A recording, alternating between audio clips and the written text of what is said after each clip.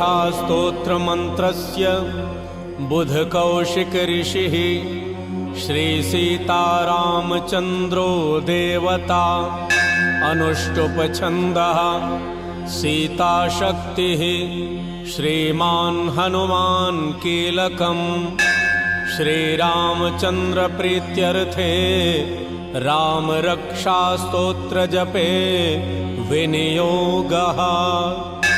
अथ ध्यानम् ध्यायेत्ताजानुबाहुं धृतशरधनुषं बद्धपद्मासनस्थम् पीतं वासोवसानं नवकमलदलस्पर्धिनेत्रं प्रसन्नम्।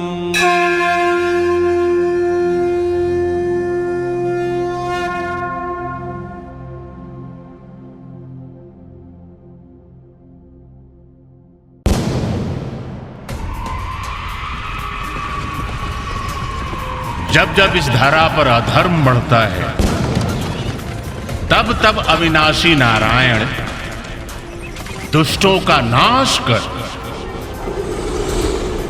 धर्म की स्थापना करते हैं।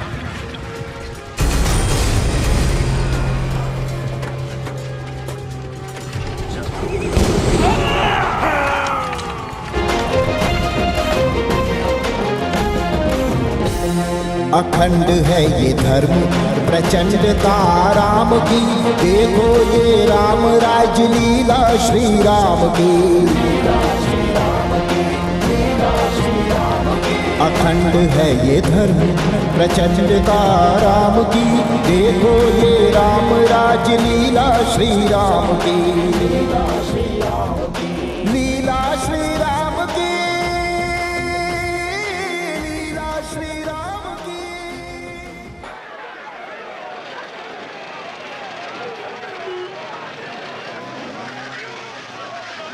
भूख प्यास की पीड़ा ना हो, मानव हो मानव के जैसा। हर राज्य का राजा न्याय करे, जनता करे अपेक्षा। अपना राजा भगवान है और हर राजा हो श्री राम के जैसा। जय श्री राम। सुधीजनों, सूरज का उदय होना और भगवान श्री राम का अयोध्या का राजा बनना हम सबके लिए सौभाग्य और गर्व की बात है। प्रतिदिन मैं उठकर पूरे अयोध्या नगरी का भ्रमण करता हूं, परंतु आज का उषा काल मेरे मन मस्तिष्क में एक अजीब सी बेचैनी उत्पन्न कर रहा है। मेरा मन मुझसे कह रहा है कि मैं आप सभी से भगवान श्री राम की कथा सुनाऊं। आप लोगों ने रामलीला तो बहुत देखी होगी, सुनी भी होगी, मगर ये कथा प्रभु श्री राम द्वारा रावण वध के उपरांत की है। जब से श्री राम ने राज सिंहासन संभाला है, पूरे अयोध्या नगरी में हर्षो उल्लास है। राम राज्य से सब प्रसन्न है, परंतु राम की लीला तो राम ही जाने। राम का मन विचलित है। अंततः एक दिन राम ने अपने छोटे अनुज लक्ष्मण से अपने मन की पीड़ा कह दी।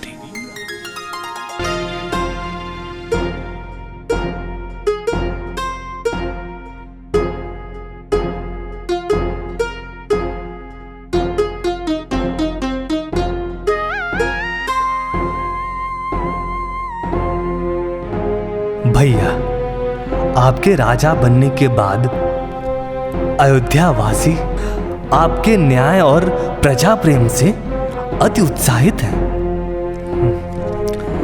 चहु ओर केवल आपकी चर्चा है। नगर वासियों का मानना है कि अयोध्या में धर्म की स्थापना हो चुकी है और राम राज्य आ चुका है। प्रिय अनुज,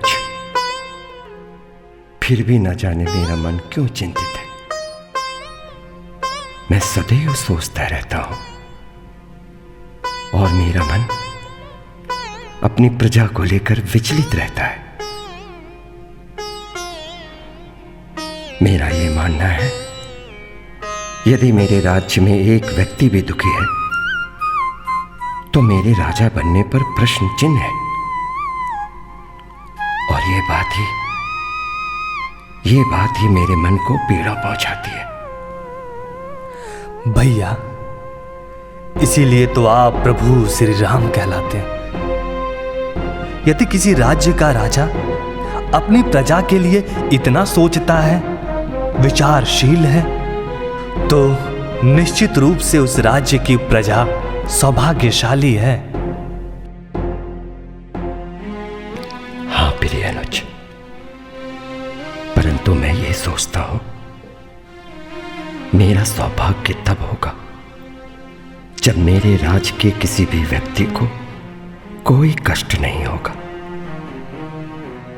मेरा सौभाग्य तब होगा जब मैं अपने राज्य कोष का प्रत्येक दाना अपनी प्रजा के लिए उपलब्ध करा सकूंगा।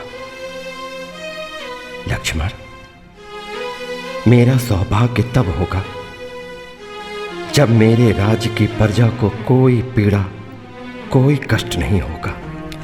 सत्य वचन। हाँ भैया, ऐसा ही है। परंतु मेरे मन में दुविधा है लक्ष्मण, और एक प्रश्न भी।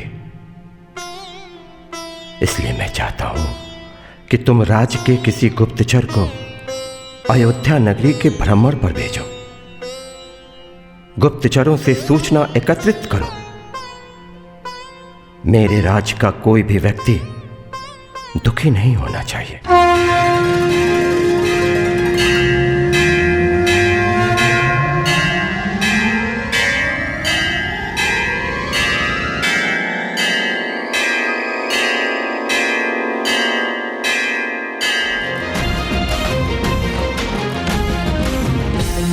अखंड है ये धर्म प्रचंडता राम की, देखो ये राम राज लीला श्री राम की। अखंड है ये धर्म प्रचंडता राम की, देखो ये राम राज लीला श्री राम की। लीला श्री राम की, लीला श्री राम की।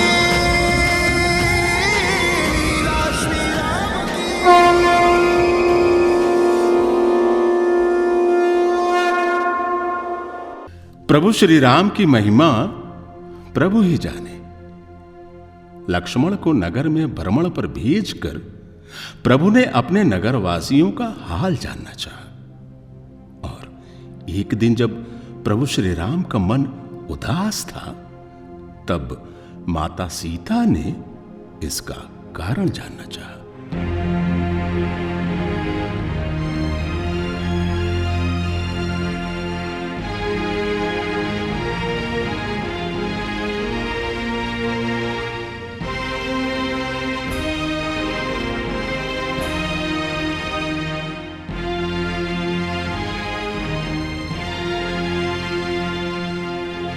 स्वामी, लंका अधिपति रावण वध के उपरांत जब से आपने सिंहासन संभाला है, पूरे अयोध्या नगरी में हर्ष उल्लास का माहौल है।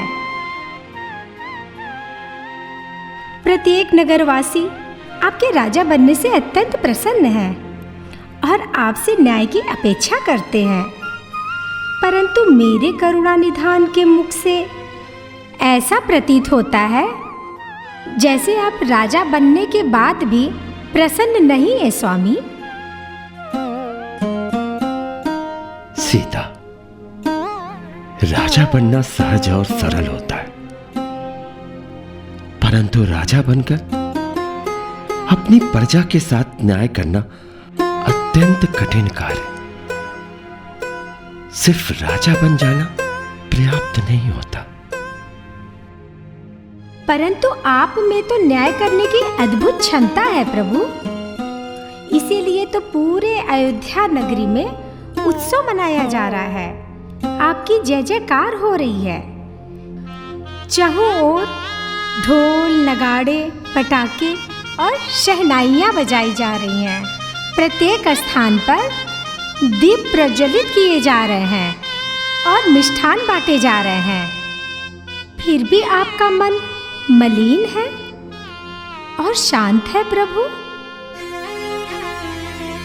मेरा मन मलिन नहीं है और ना ही अशांत है। अगर राजा भी उत्सव मनाने लगे तो राजा का ध्यान अपनी प्रजा से भटक जाता है। सीता, कुछ प्रश्न उठे हैं मेरे न्याय को लेकर, और मैं अपनी प्रजा से न्याय को लेकर वचनबद्ध हूं। मैं समझी नहीं महाराज। कल रात्रि में नगर में निकला था। लोगों के मन में कुछ प्रश्न है आपको लेकर। मुझको लेकर? मुझसे न्याय की अपेक्षा है सीता।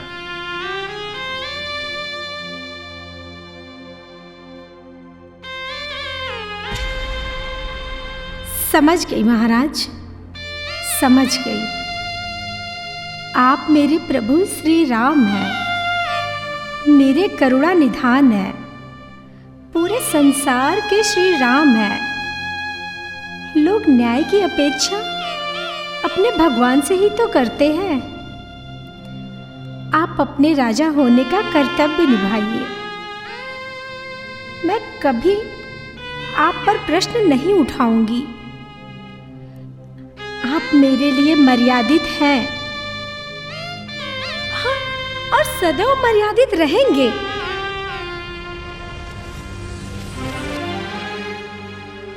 परंतु एक राजा होने के नाते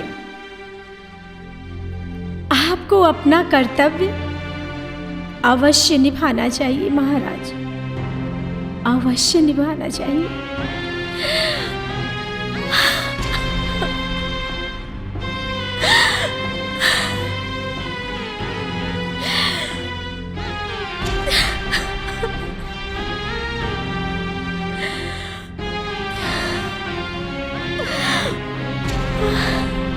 जीवन में कभी कभी ऐसे क्षण आते हैं सीते,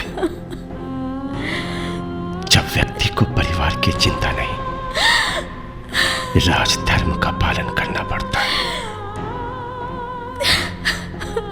एक राजा होने का कर्तव्य निभाना पड़ता, क्योंकि उसका परिवार सिर्फ एक परिवार नहीं, पूरा राज्य होता है।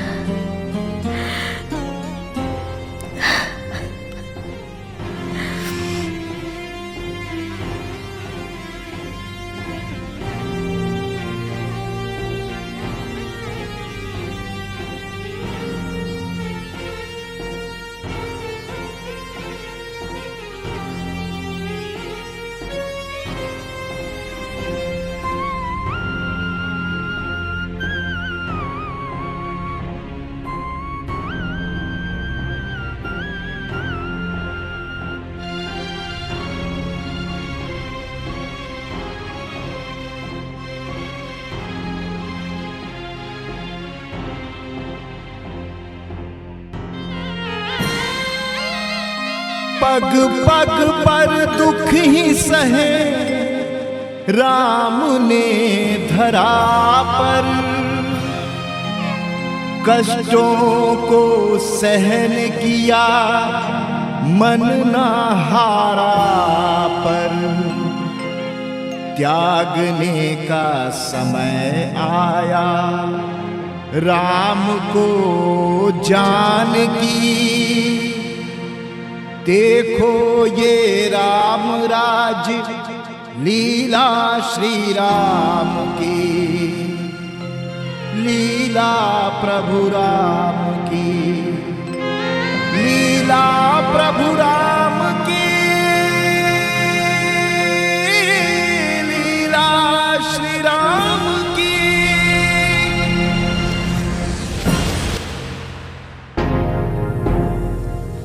अखंड है ये धर्म, प्रचंडता श्री राम की, प्रचंडता श्री राम की। जय श्री राम। धन्य हैं हम जो अयोध्या के वासी हैं। भाग्य है हमारा जो हम यहां के निवासी हैं। उस कथन के बाद प्रभु श्री राम भीतर ही भीतर आहत रहते थे, परंतु उनके न्याय की प्रक्रिया पर कोई प्रभाव नहीं पड़ता था। प्रभु श्री राम के राजा बनने और उनके न्याय से प्रसन्न होकर एक दिन स्वयं स्वर्ग के देवर्षि नारद मुनि प्रभु श्री राम के महल जा पहुंचे। नारायण नारायण नारायण। प्रभु की जय हो।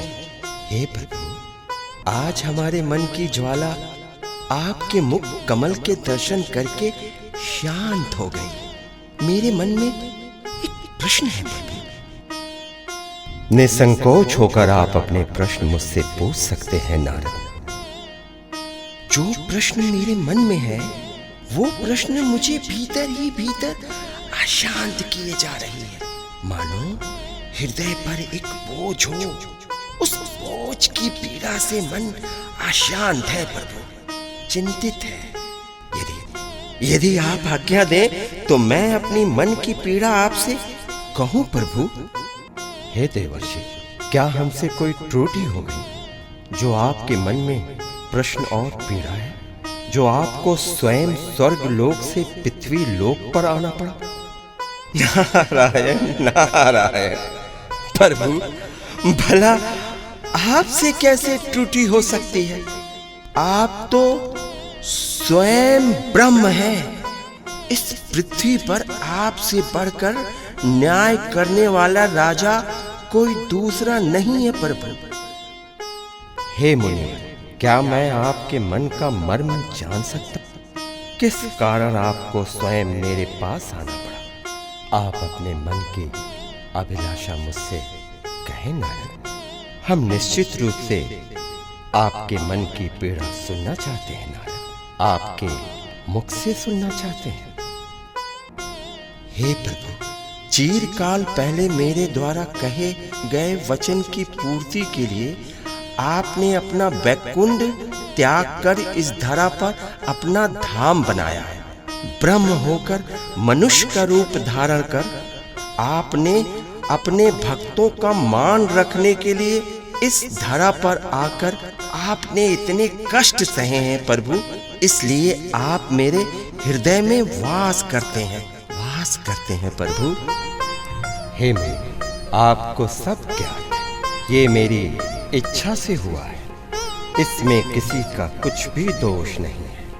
जब पृथ्वी पर धर्म हानि बढ़ गया, तब मैं पापियों का सर्वनाश करने के लिए, अत्याचारियों का अंत करने के लिए, उनको प्राण दंड देने के लिए मैंने अनेक रूप धारण कर इस धरा पर अवतार लिया है। हे मुनि, धर्म की स्थापना हो, ईश्वर के बनाए हुए नियमों का पालन हो और कोई इस संसार में दुखी और भूखा ना हो, इसलिए मनुष्य के रूप में मैं पृथ्वी पर सबका कल्याण करने के लिए मैं आया हूं। नारायण नारायण। हृदय को स्पर्श करने वाली आपने बात कह दी प्रभु। आपके जैसा ना कोई है और ना ही कोई दूजा होगा। भगवान, मुझे अपने चरणों का भक्त समझकर सदैव हमसे प्रेम करते रहे। अब मुझे प्रस्थान करने की अनुमति दें प्रभु। आप ऐसे ही मानव कल्याण के लिए कार्य करते रहे प्रभु, करते रहे। नारायण नारायण नारायण नारायण। तन में राम मन में राम, जहां भी जाऊं राम ही राम। जाति सब नाम का प्रधान अपना धर्म है, बस गुणगान राम का यही हमारा धर्म है। राज सिंहासन प्रभु श्री राम को सौंपने के बाद जब भरत श्री राम से राज्य नीति की शिक्षा लेने प्रभु श्री राम से मिलने आए, तब श्री राम ने अपने अनुज भरत से ऐसा क्या कह दिया?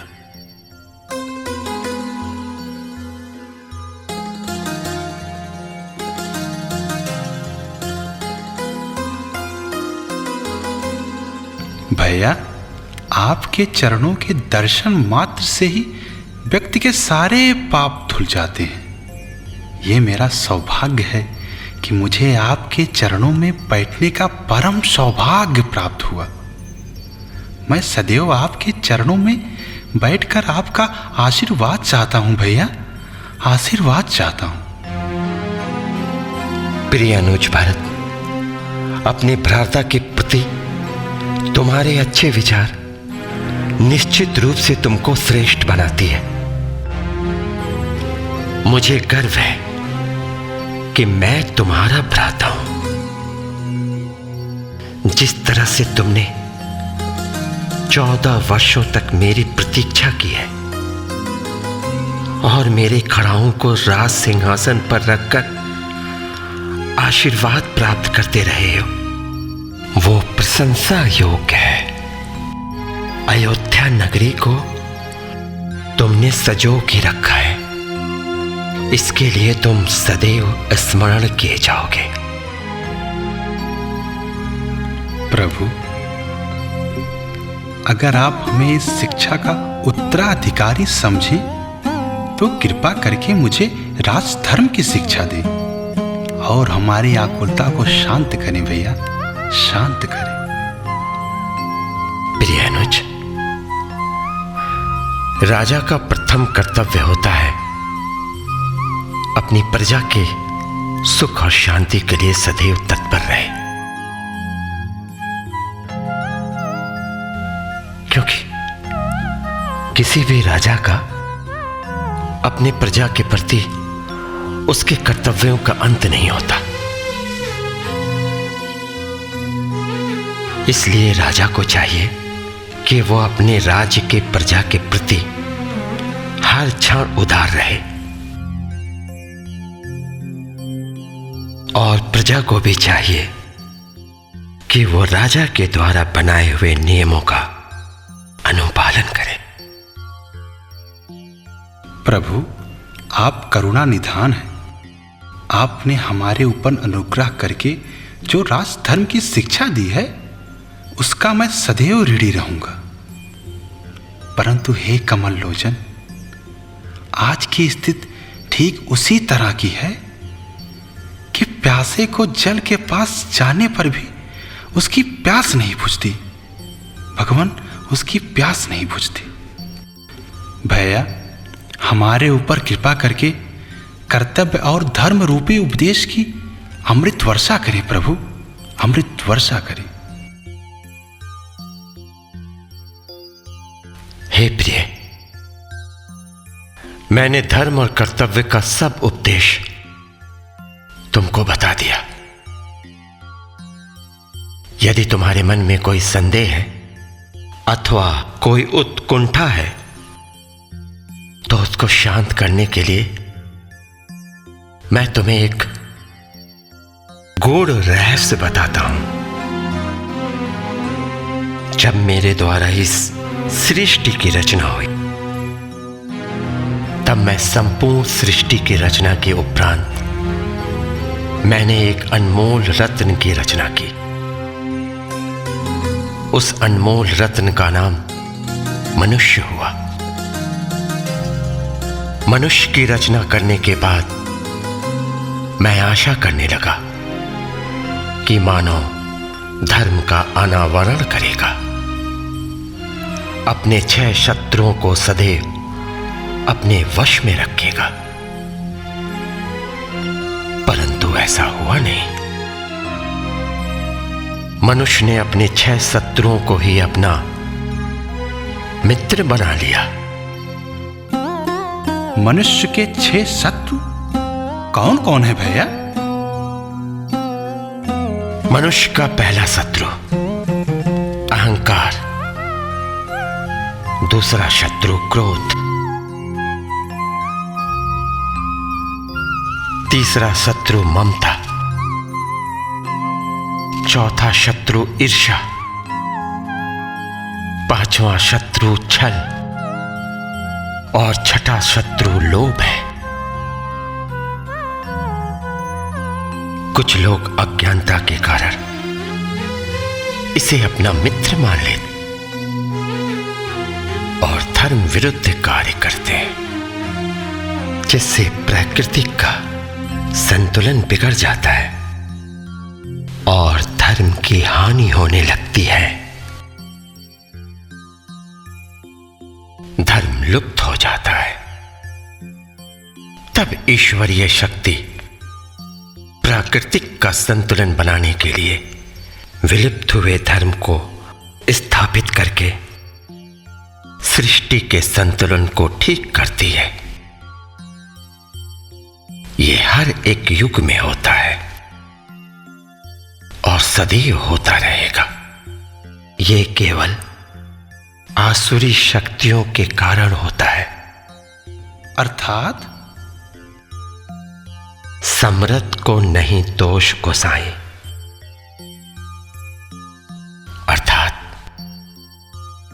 अर्थात जो समर्थ होते हैं उनका कोई दोष नहीं होता। इसलिए प्रकृति समय समय पर अपना खेल खेलती, जिसे प्राकृतिक लीला कहते हैं।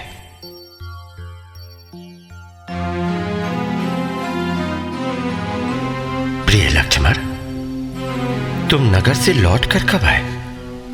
भैया, जब आप भरत भैया को एक राजा के कर्तव्यों का ज्ञान दे रहे थे, तब आपकी मधुर वाणी मेरे कर्ण में गूंज रही थी। क्षमा चाहता हूं प्रभु, क्षमा चाहता हूं जो बिना आपकी आज्ञा आपके समक्ष उपस्थित हो गया। धन्य भाग्य हमारे जो मेरे दोनों प्रिय अनुज मेरे साथ उपस्थित हैं। भाग्य तो हमारे हैं भ्राताश्री, जो आप हमारे राजा के रूप में और भ्राता के रूप में भी मिले हैं। प्रिय लक्ष्मण, मैंने तुमको जिस कार्य के लिए नगर में भेजा था, उसकी क्या सूचना लाए हो तुम? भैया, पूरे नगर में मैंने आपकी आज्ञा से गुप्तचर भेजे थे। मैं स्वयं भी गया था। सभी स्थानों से सुखद समाचार है,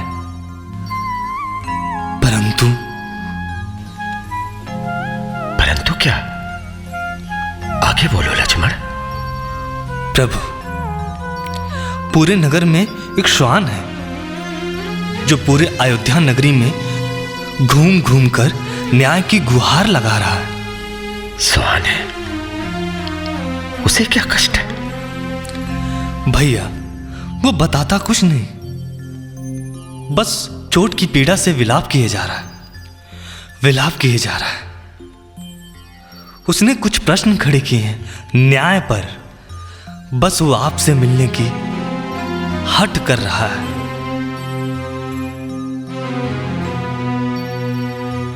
परंतु लक्ष्मण, एक श्वान भ्राताश्री से न्याय के लिए क्यों मिलना चाहता है? समर्थ का कोई दोष नहीं होता, ये वचन इसके पहले भी मैंने तुमसे कहे हैं। प्रिय अनुज, व्यक्ति हो या कोई जीव, प्रत्येक प्राणी का अपने राजा पर अधिकार होता है। राजा को न्याय करते समय मानव और जीव में किसी भी तरह का कोई भेदभाव नहीं करना चाहिए।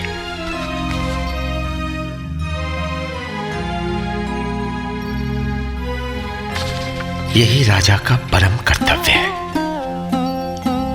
और हमें हमारा धर्म भी यही शिक्षा देता है। लक्ष्मण, उस स्वान को मेरे समक्ष उपस्थित किया जाए।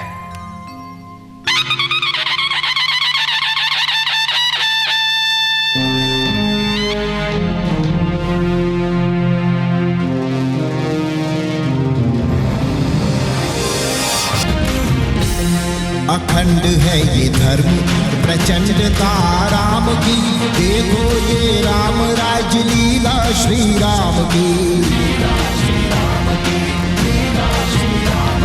अखंड है ये धर्म प्रचंडता राम की, देखो ये राम राज लीला श्री राम की। लीला श्री राम की, लीला श्री राम की,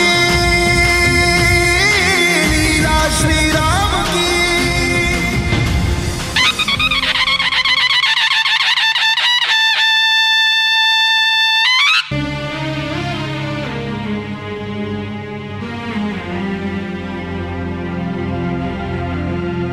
लोग धर्म को मानते हैं किंतु धर्म की नहीं मानते हैं। लोग ईश्वर को मानते हैं परंतु ईश्वर की नहीं मानते। आप अपनी पीड़ा कहिए स्वान,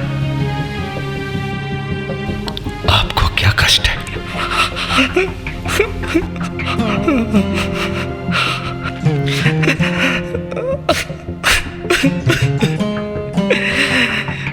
हे प्रभु, मैं सरयू नदी के रेत पर बैठा था।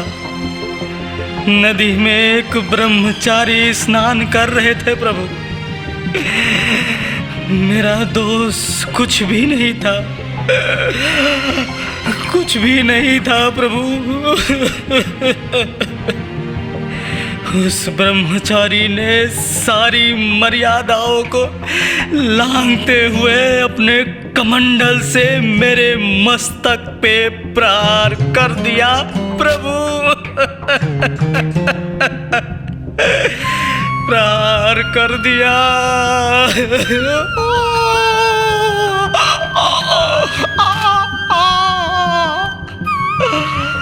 मेरे मस्तक को रक्त रंजित कर दिया। मेरे मस्तक से रक्त बहने लगा और मैं मारे पीड़ा से पूरे अयोध्या नगरी में 2 दिन से न्याय की गुहार लगा रहा हूं प्रभु। अब आप ही बताइए, अब आप ही बताइए, ये कैसा त्रेता युग है जहां एक निर्दोष को कोई ब्रह्मचारी भला कैसे मार सकता है? मुझे आपसे न्याय की अपेक्षा है प्रभु, न्याय की। हे स्वान, जिसके कारण आपकी दुर्दशा हुई है उसको मैं दरबार में अभी उपस्थित कराता हूं। लक्ष्मण, उस दोषी ब्रह्मचारी को तत्काल इस दरबार में बुलाया जाए। परंतु भैया। शांत। स्वान, आप रोए ना। आप न्याय को लेकर कदापि चिंतित ना हो। हमारे राज्य में व्यक्ति हो या कोई जीव, सबके साथ एक सा व्यवहार होता है। इसलिए आप अपने मन की पीड़ा को निसंकोच मुझसे कह सकते हैं। परंतु न्याय की प्रक्रिया आरंभ करने से पहले मैं आपके मन की अभिलाषा जानना चाहता हूं, आपका मर्म जानना चाहता हूं। महाराज, मैं चाहता हूं उस पापी को किसी मंदिर का मठाधीश बना दिया जाए। मठाधीश। परंतु ये कैसे हो सकता है? वो दोषी है। हाँ, ये बात मेरे भी समझ से परे है। वो अपराधी है। उसने आपके मस्तक पर घाव कर दिया है और आप उसे मंदिर का मठाधीश बना देना चाहते हैं? ये कैसा न्याय हुआ?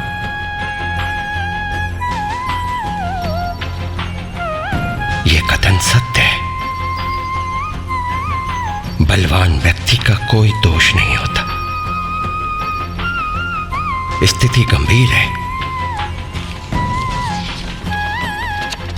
निश्चित रूप से न्याय करना होगा। आप अपनी पूरी बात विस्तार से बताएं स्वान। प्रभु, मैं भी पूर्व जन्म में किसी मंदिर का महंत था।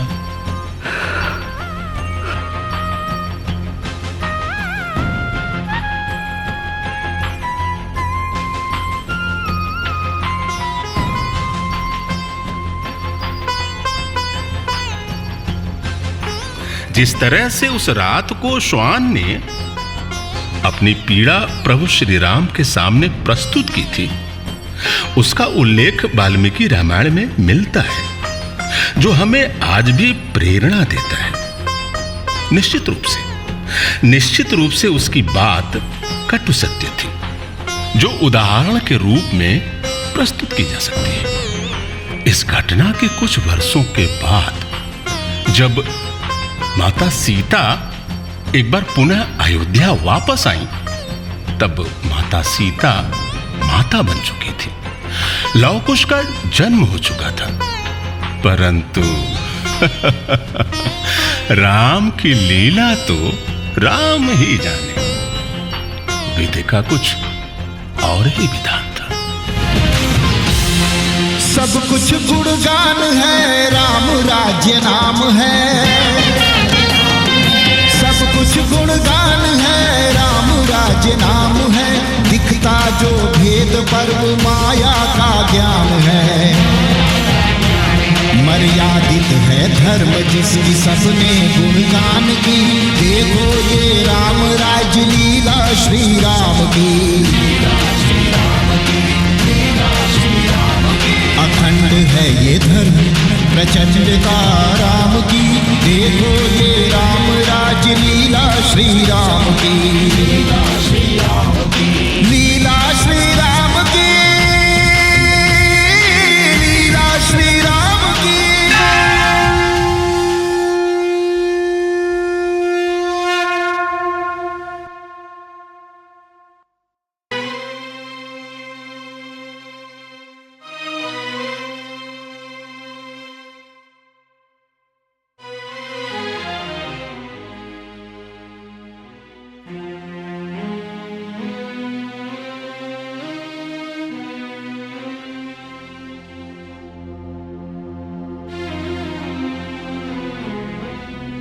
हे सीता, आप इस तरह से दरबार से उठकर क्यों चली आई?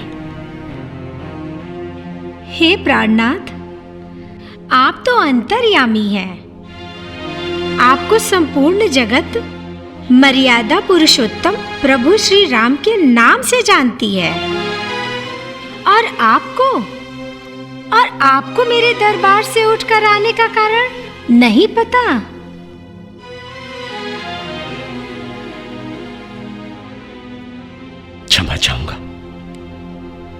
क्षमा चाहूंगा मैं,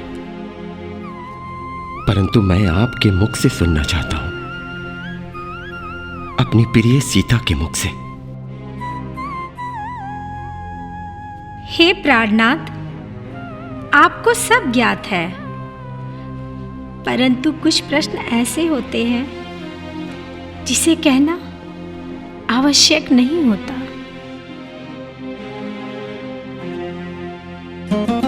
किंतु आवश्यक क्यों नहीं है सीते? मुझे जानने का अधिकार क्यों नहीं है? मुझे इसका कारण बताइए सीते, मुझे इसका कारण बताइए। नहीं प्रभु, आप मुझे लज्जित ना करें। हे प्राण प्रिय सीता, तुम मुझे अपने निकट क्यों नहीं आने दे रही हो? हे प्रभु, आप सब जानते हैं कि सब विधि का विधान है और नियति का खेल है। नियति? नियति तो यह भी कहती है सीता, हर पुरुष अधूरा है स्त्री के बिना, स्त्री अधूरी है पुरुष के बिना, और तुम्हारा राम अधूरा है तुम्हारे बिना सीता, तुम्हारे बिना। बस बस करिए प्रभु, आप तो भगवान हैं, आपको सब ज्ञात है। हर बार स्त्रियों को ही क्यों अग्नि परीक्षा देनी पड़ती है? क्यों?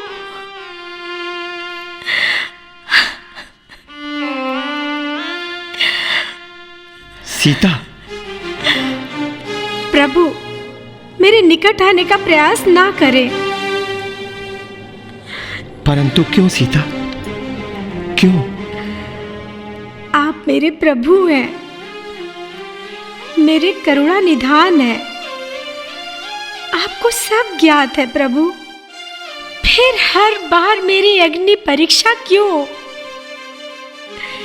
कभी जल समाधि, कभी भू समाधि के लिए विवश होना पड़ता है प्रभु। आखिर क्यों? क्यों हर बार स्त्री? क्यों?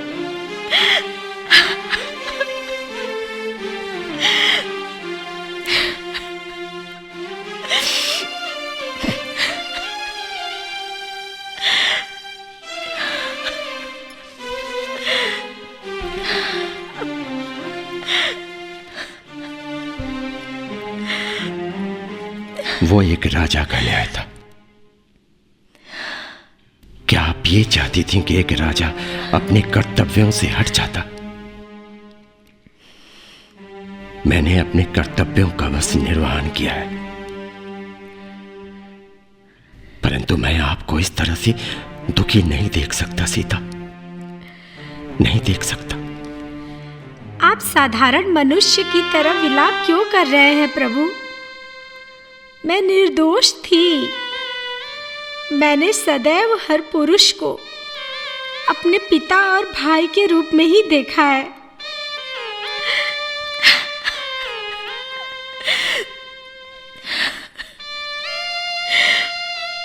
सीता, मुझे निकट आने दो। नहीं प्रभु, अब मैं और एक अग्नि परीक्षा के लिए तैयार नहीं हूं। इससे पहले कि आप मेरे और निकट आए, मैं धरती मां से कहूंगी, हे मां, यदि मैंने पतिव्रता धर्म का सच्ची निष्ठा से निर्वहन किया है, तो मुझे अपनी पुत्री को गोद में ले लो मां। उस पुत्री को जो निर्दोष है, सीते, जो निर्दोष है। सीते। बस प्रभु बस, अब मैं और अग्नि परीक्षा के लिए तैयार नहीं हूँ प्रभु। मैं अपने दोनों पुत्रों को आपको समर्पित कर रही हूँ। मैं आ रही हूँ माँ।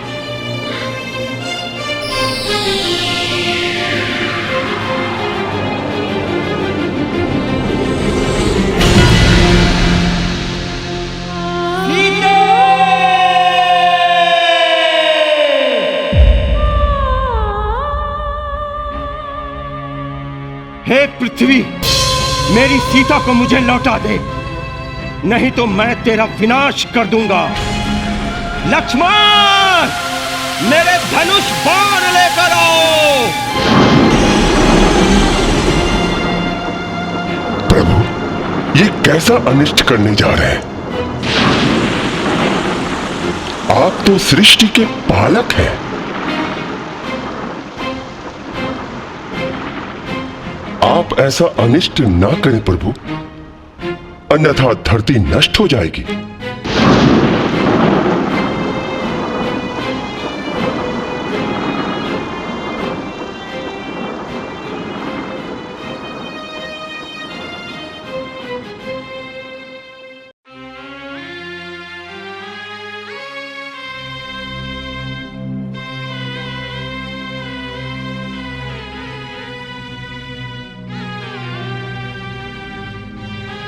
भैया, कल रात्रि को जो कुछ हुआ आप उसे भूल जाइए भैया। हाँ भैया, निश्चित रूप से वो क्षण मन को पीड़ा पहुंचाने वाला था।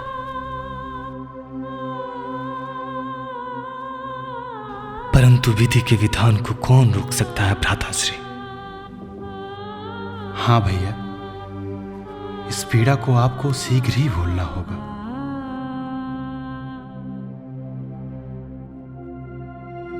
महाराज की जय हो। क्या सूचना लाए हो? महाराज, आपसे एक यति सन्यासी मिलना चाहते हैं। उस ब्राह्मण को पूरे सम्मान के साथ लेकर आओ। जो आज्ञा महाराज।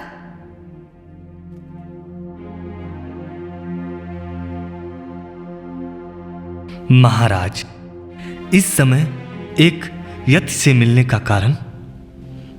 तुम नहीं समझोगे लक्ष्मण, ये नियति का खेल है।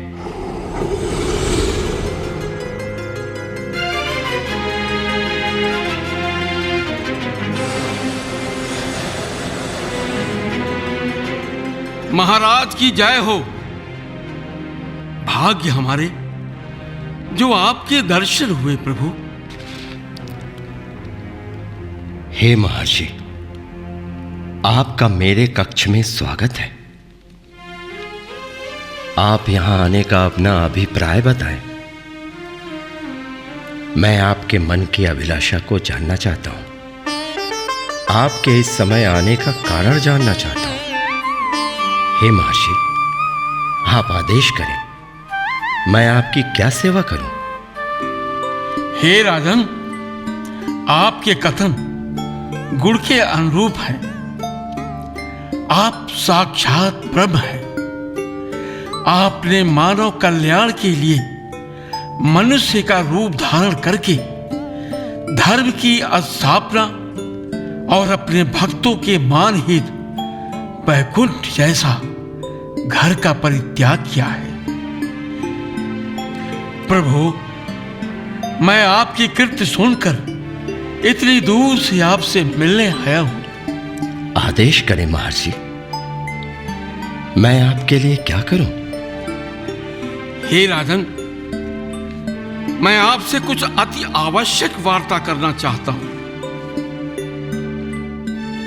निश्चित रूप से महर्षि, आप अपनी बात निसंकोच होकर मुझसे कह सकते हैं। राजन, पर एक दुविधा है। आप आदेश करें, हमें क्या करना होगा? मैं आपसे एकांत में वार्ता करना चाहता हूं प्रभु। एकांत में? हमें आपसे वार्ता एकांत में करनी होगी? हां राजन, एकांत में वार्ता, परंतु मेरी एक शर्त और है। आप आदेश करें, मैं आपके आदेश का पालन करूंगा। आप अपने न्याय के लिए जाने जाते हैं। आशा है कि इस बार भी आप। निश्चित रूप से मैं ऐसा ही करूंगा महर्षि। मैं आपसे एकांत में वार्ता करूंगा। आपके कक्ष में यदि हमारे और आपके बीच में कोई अन्य आया तो आप उसे मृत्यु दंड देंगे महाराज।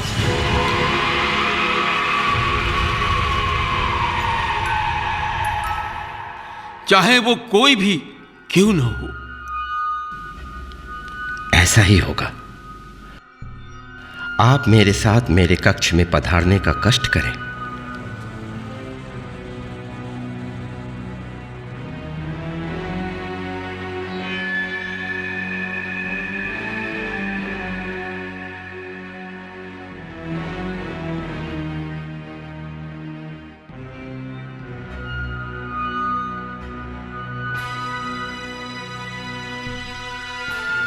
लक्ष्मण, महर्षि से वार्ता के समय कोई भी व्यवधान उत्पन्न न हो,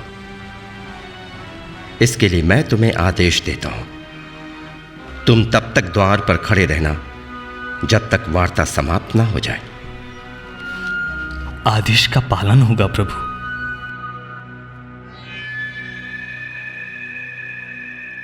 लक्ष्मण, आप प्रभु के आदेश का पालन करें। मैं तब तक महल के दूसरे कार्यों को देखता हूं। हाँ भैया।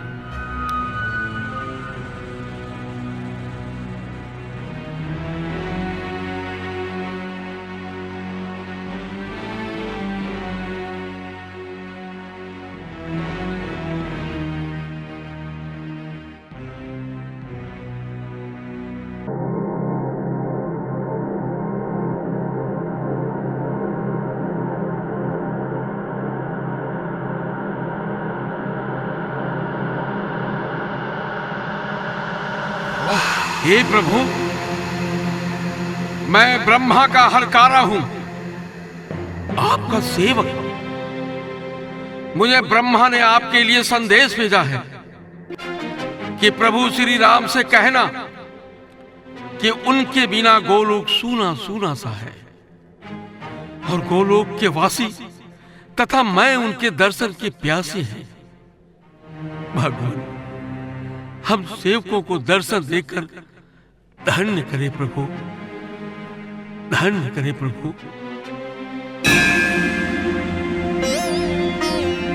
हे कालदेव, मैं जिस कार्य के लिए वैकुंठ से पृथ्वी पर आया था, वो कार्य समाप्त हो चुका है। धर्म की स्थापना हो गई है, वर्षरम भी अपना कार्य कर रहे हैं। दुष्टों का संहार हो चुका है। अब मेरा मन भी इस पृथ्वी लोक पर रहने का नहीं है। मैंने स्वयं आपको यहां पर बुलवाया है।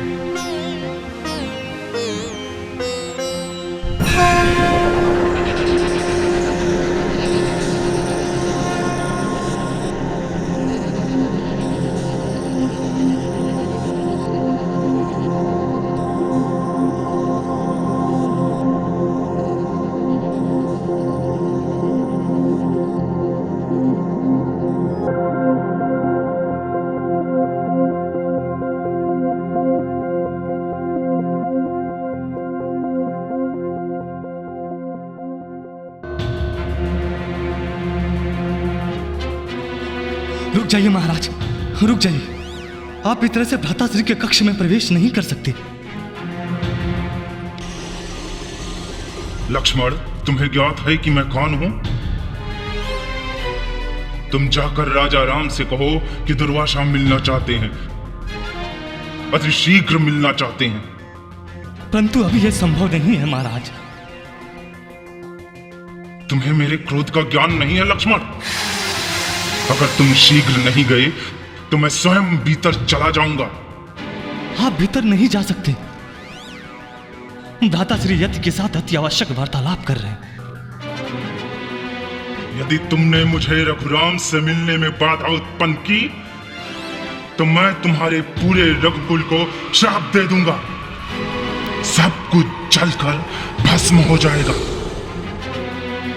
तुम्हारे पूरे कुल का नाश हो जाएगा। इसलिए मेरी बात मानो और शीघ्र भीतर जाओ और मेरे आने की सूचना दो। जो आज्ञा महाराज, जो आज्ञा।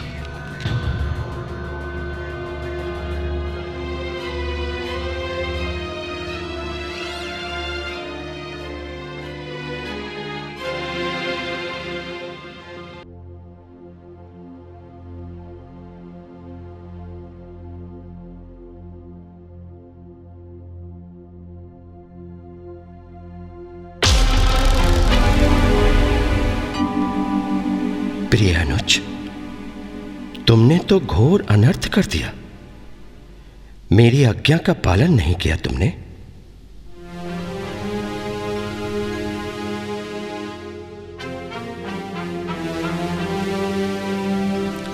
क्षमा चाहता हूं प्रभु, क्षमा चाहता हूं। परंतु मैं क्या करता, अचानक दुर्वासा मुनि आ गए। वो आपके दर्शन के लिए व्याकुल थे। मैंने बहुत निवेदन किया पर वो नहीं माने, क्रोधित हो गए और पूरे रघुकुल को शाप देकर नष्ट कर देने की बात करने लगे प्रभु। इसीलिए मैंने स्वयं को दंड देना ही उचित समझा।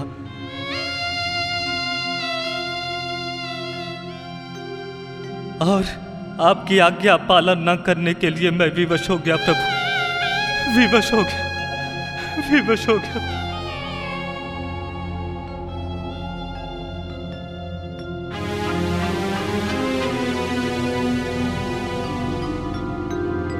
प्रभु, आपको अपना वचन स्मरण है ना?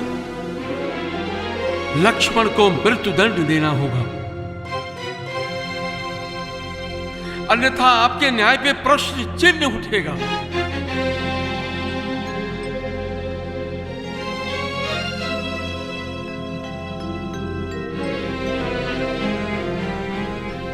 रघुकुल रीत सदा चली आई, प्राण जाए पर वचन न जाए।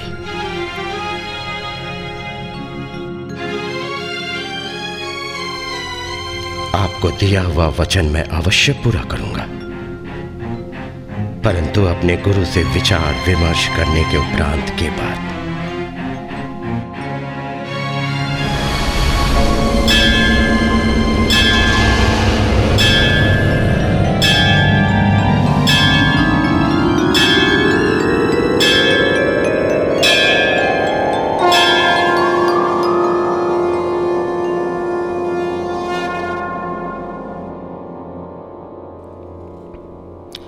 इसके बाद जो कुछ हुआ वो तो हम सभी को ज्ञात है।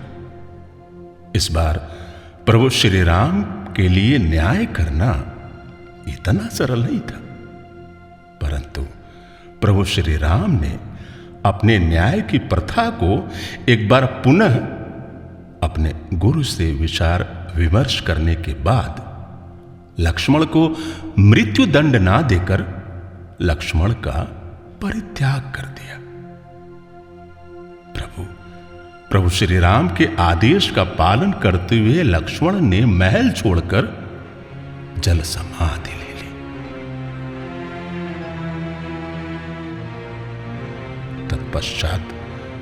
तत्पश्चात प्रभु श्री राम ने भी जल समाधि ले अदृश्य हो गए।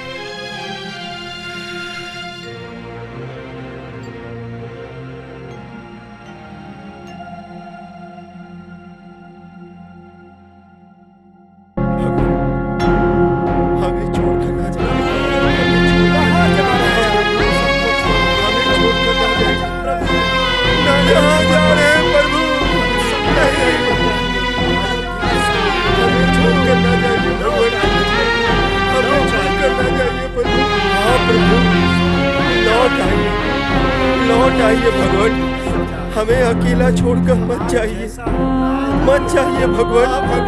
जैसा लौट आइए, मत जाइए आप लौट आइए। हमें अकेला छोड़कर मत जाइए, मत जाइए भगवान, मत जाइए।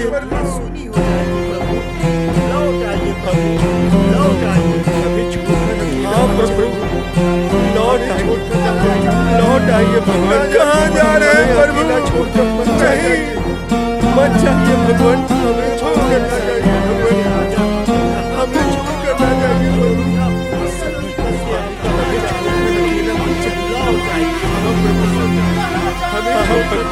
कहाँ जा रहे हैं प्रभु? मत जाइए, मत जाइए भगवान, मत जाइए, छोड़कर ना जाइए। हाँ प्रभु, हमें छोड़कर ना जाइए, आप लौट आइए, हमें ना जाइए प्रभु, ना जाइए। हाँ भगवान, लौट आइए, मत जाइए प्रभु, मत जाइए। हाँ प्रभु, आप लौट आइए, हमें छोड़कर ना जाइए प्रभु, ना जाइए। लौट आइए प्रभु।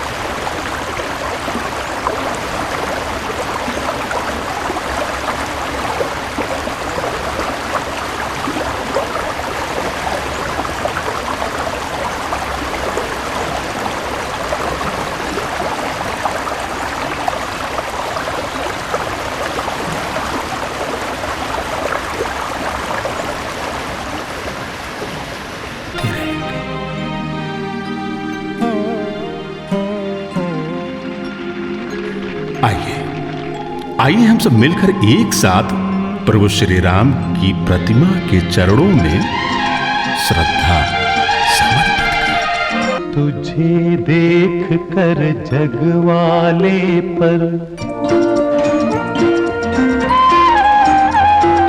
तुझे देख कर जगवाले पर यकीन नहीं क्यों कर होगा। तुझे देख कर जगवाले पर यकीन नहीं क्यों कर होगा। जिसकी रचना इतनी सुंदर, वो कितना सुंदर होगा, वो कितना सुंदर होगा। ओ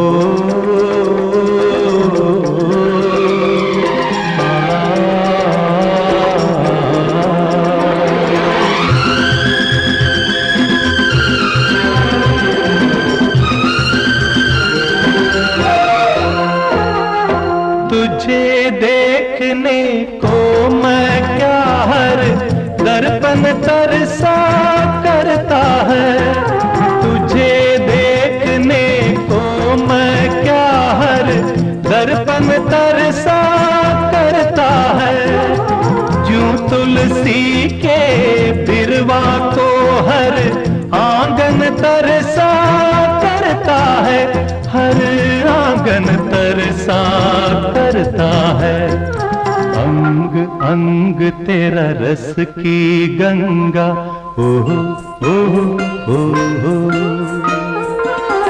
अंग अंग तेरा रस की गंगा, रूप का वो सागर होगा। जिसकी रचना इतनी सुंदर, वो कितना सुंदर होगा, वो कितना सुंदर होगा।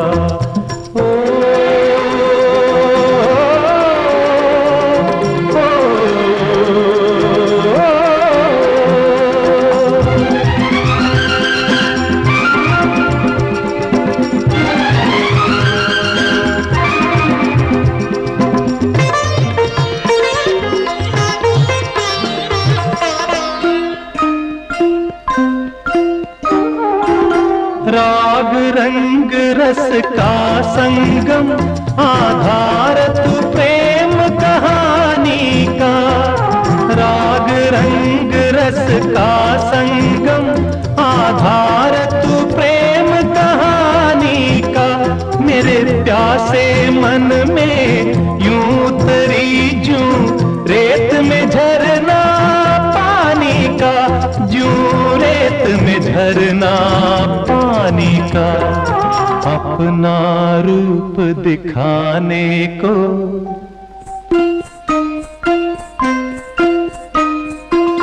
अपना रूप दिखाने को, तेरे रूप में खुद ईश्वर होगा। जिसकी रचना इतनी सुंदर, वो कितना सुंदर होगा, वो कितना सुंदर होगा, वो कितना सुंदर होगा।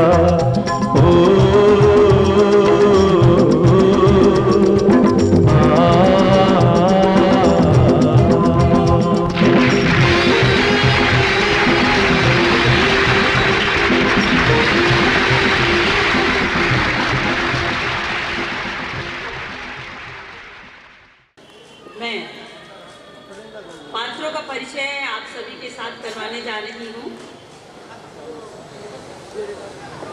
मंच पर जो कलाकार थे उनका परिचय सर्वप्रथम।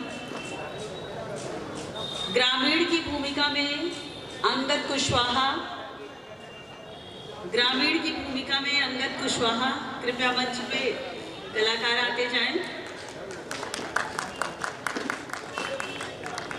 बजरंग बली की भूमिका में यानी हनुमान जी की भूमिका में अमित गुप्ता जी, तालियां आप सभी की। हनुमान जी, अमित गुप्ता जी, आप लोग अपने कॉस्ट्यूम में ही रहें, अनुरोध है, क्योंकि दर्शक आपको उसी स्वरूप में देखना चाहते हैं। शंखवादक रवि रमैया। रवि रमैया कई रोल में थे, शंखवादक स्वान की भूमिका में और नारद मुनि की भूमिका में। रवि रमैया जी मंच पर। सैनिक 2 उत्तम गुप्ता, सैनिक 1 अविनाश जी, दुर्वासा मुनि मनोज वर्मा, भरत जी की भूमिका में चंदन कुमार, कथावाचक रियाज अहमद, कथावाचक रियाज अहमद, लक्ष्मण जी की भूमिका में राजन कुमार, यति ब्राह्मण की भूमिका में विनोद चंद्रेश जी, माता सीता की भूमिका में बबीता शर्मा जी और चाकर नाम सुनत शुभ होई मोरे गृह आवा प्रभु सोई। उस श्री राम की भूमिका में इस नाटक के लेखक तो नहीं, निर्देशक और प्रोडक्शन डिजाइन करने वाले श्री राम की भूमिका में और सत्य सारथी सोसाइटी की नाव को लेकर के चलने वाले संजू राज खान।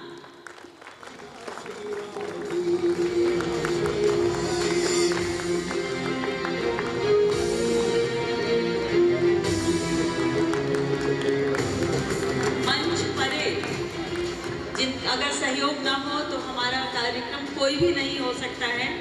प्रकाश नियंत्रण जो लाइटिंग थी रवि अवस्थी जी, रूप सज्जा, एक नाम छूट गया है मंच पर, साक्षी का, साक्षी राय, कृपया मंच पे आ जाए साक्षी।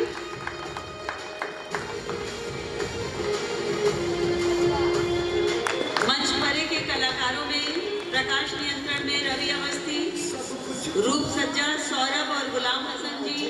गुलाम हसन जी मंच पे आए। संगीत नियंत्रण रितेश चौहान जी।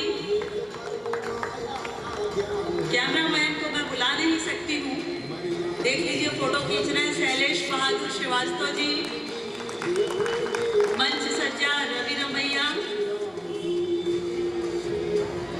स्वर के सिंह जी का और पूरी रिकॉर्डिंग के सिंह जी कहाँ हैं? कृपया मंच पे आए। आदर के साथ, सम्मान के साथ आग्रह है, कृपया मंच पे आए। लगातार बहुत तन्मयता के साथ संगीत जगत में कार्य करने वाले के सिंह जी, स्वर भी इनका था और म्यूजिक भी इन्होंने दिया था। प्रकाश व्यवस्था, Shyam sound speaker, property Ravi Ramaiya, वस्त्र विन्यास शशिकांत त्रिपाठी जी, कास्ट्यूम डिजाइन संजू राज खान यानी श्री राम जी, सेट डिजाइन भी संजू राज खान जी, प्रबंधक रवि रमैया जी, डबिंग आर्टिस्ट अनूप स्वामी जी। कृपया मंच पे आए, मंच पे आए, मंच पे आए। बबीता शर्मा जी वहीं से हाथ उठाते रहिएगा। राजन कुमार, राजन जी, संजू राज खान, रवि अवस्थी जी। आप लोग की जोरदार तालियां आ जाए तो हमारे कलाकारों को मनोबल बढ़ेगा।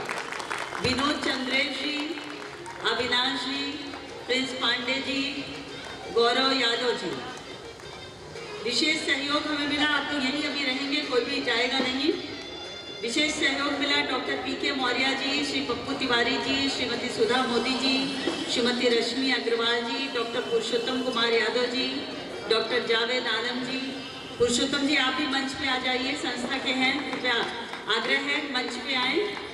डॉक्टर जावेद आलम जी, डॉक्टर खुर्शीद खान जी, जनाब सफ़ी रहमान जी, जनाब मुर्तजा हुसैन जी, डॉक्टर स्मिता मोदी जी, मोहतरमा रजिया बेगम जी, सन्नी खान जी, के सिंह जी, लाली विश्वकर्मा जी, नमन किशोर नथानी जी। विशेष आभार विराट विश्वकर्मा मंदिर के रिकॉर्डिंग स्टूडियो, जो के सिंह जी हमारे बीच मंच पे हैं। और लेखक इसके रहे नीलकंठ पांडे जी और पीके गौड़ जी। संगीत के सिंह जी का, लिरिक्स कुमार जितेंद्र जी का, निर्देशन संजू राज खान, जोरदार तालियां। परिकल्पना और निर्देशन संजू राज खान जी।